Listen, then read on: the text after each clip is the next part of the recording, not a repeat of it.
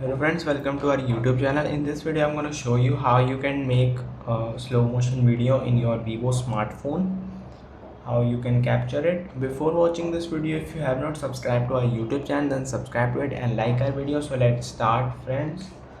First you have to open camera option and then swipe right. You can see there is a more button. Here it is a slow-mo. Here you can see slow-mo.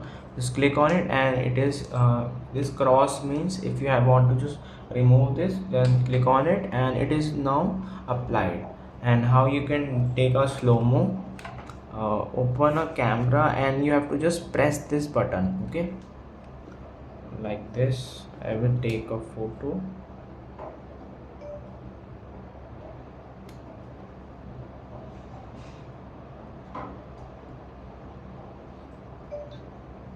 And friends, you can see the slow motion video.